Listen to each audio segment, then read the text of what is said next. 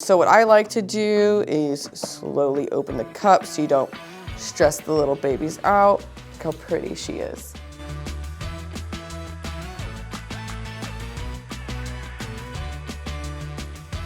Hey friends, Autumn from the Tye-Dyed Iguana, and today I wanted to go over some jumping spider care, but I also wanted to show you how we can set them up. Jumping spiders are a pretty cool pet to have just because they are diurnal and they do like to kind of look around during the day, and then at night they're kind of just hanging out in their webs.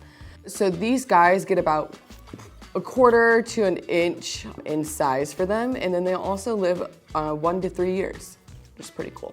So I'm gonna go over some of the products that I will be using today. Microhabitats. These guys are pretty cool. It's a clear little plastic tank that you'll end up just building together. So that's pretty fun. They're one of my favorites, and it's a really nice front opening door as well. Next, I did get some branches. This is like a mix of like grapevine and ghost wood. And I just have a piece of a leaf that was off of one of our longer hanging vines that I just got out of one of my other tanks. And then next but not least, I use Invert Soil. It is the Tye-Dyed Iguana brand. In here, it's going to have everything that is gonna end up benefiting the little spider. So enclosure size for the guys are not gonna be very big. I would say max size for them, I would do a 8x8x12. But for this one in particular, he's just gonna go in that smaller little tank that we have. It will also depend kind of like on the species that you have. If you're not sure about what would be the best recommended for them though, you can always ask one of us and a team member will be more than happy to help you through it. Something that I really like about these microhabitats is they have good ventilation on them, but they also hold your humidity pretty well too. So you can see that they have the nice little air holes that'll be on the side of the enclosures on both sides. That way it kind of airs it out versus trapping everything in.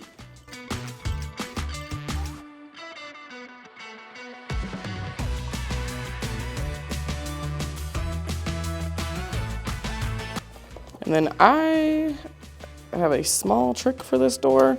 I like to wait to snap in this side until I have my door that opens in the front on, because otherwise it's almost impossible for you to get these little edges in there. So just a little trick if you get the same one that I am doing.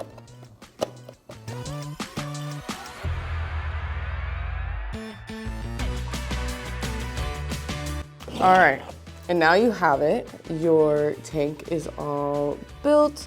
It has a really nice base on it as well, along with those ventilations. And then the cool part is that it locks in the front as well. And there's your front opening. So next step, since we have our tank all built, we're gonna need to add in our soil. A absorbent damp soil is recommended. So with that, I personally like to use the invert soil. This is what we use on all of our stuff out there as well. Other options would be just straight sphagnum moss or coconut fiber or even peat moss. But this is my favorite. And when I end up getting the invert soil, what I like to do is put it into another bin, mix it up really well before I add it in. That way everything can get into my tank.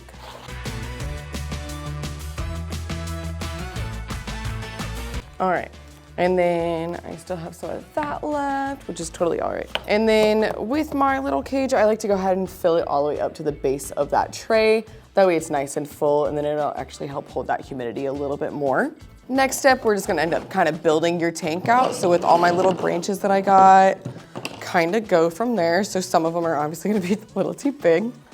Jumping spiders do like to climb, and then they will actually create their webbing up top since they're more of an arboreal species versus a terrestrial or a fossorial. Usually if they're laying on the ground, it's because they're stressed out.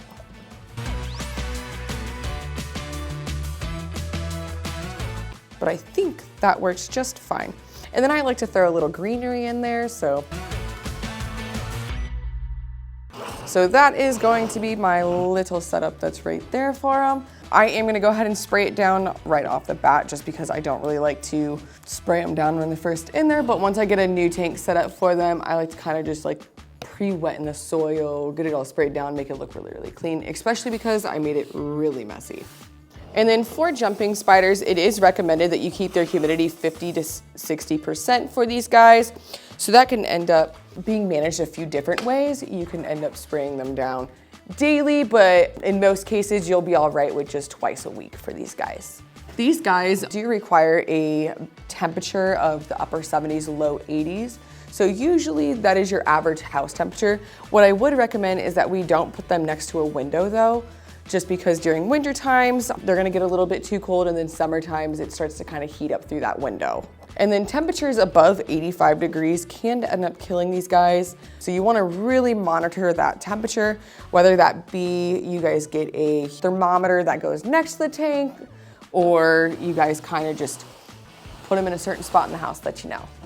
And then anything below 65 degrees can end up being problematic for these guys. You'll kind of see them starting not to eat and then maybe even pass away in the event that they're too cold. And then another benefit with these guys, so you guys can see how I sprayed down this tank now. They do like to drink from the water droplets. It'll help keep them really hydrated and everything. So that's why I would recommend misting them down daily to maybe twice a week for these guys. And then these guys do require bright light during the day. So since they are a diurnal species, that's when they're going to be up majority of the time for you. So I would recommend lights on during the day for 12 hours and off for 12 hours at night. When they are molting, you're gonna wanna let them molt, and then a week after that is when you're gonna wanna end up feeding them. As adults, these guys are gonna end up eating crickets, and the crickets can end up killing your jumping spider when they're in molt, and then even after molt, just because they are sensitive at that point. For your baby jumping spiders, they're gonna end up having fruit flies. So for those guys, when they're in molt, you still wanna kind of wait, but not really your full week. You're gonna wanna wait about 2 to 3 days after molt for a baby. And then for feeding for your jumping spiders, you're gonna wanna feed them 1 to 3 crickets every 2 to 3 days for these guys. And then just never feed them when they're in molt for the adults. And then for your babies, you're gonna wanna end up feeding them 3 to 5 fruit flies at a time every 2 to 3 days, but you're never gonna wanna feed them in a molt as well. These guys do prefer live instead of pre-killed or even like freeze-dried, just because they're more of a hunting species versus they just kind of can go for it like your slings do. All right, and then the last step is just moving your jumping spider into your new enclosure. So what I like to do is slowly open the cup so you don't stress the little babies out. Look how pretty she is. She's moving around. She said, look, I smile. Oh my God. And then I just like to tap them. What are you doing, crazy? She is. She turned around so quick to back up. Whoa. And there we go. So now I'll just lock this one right on up. And there we are. She'll end up moving up top. Right now, she's probably just drinking a little bit of the water, and then I'll feed her in the next few days.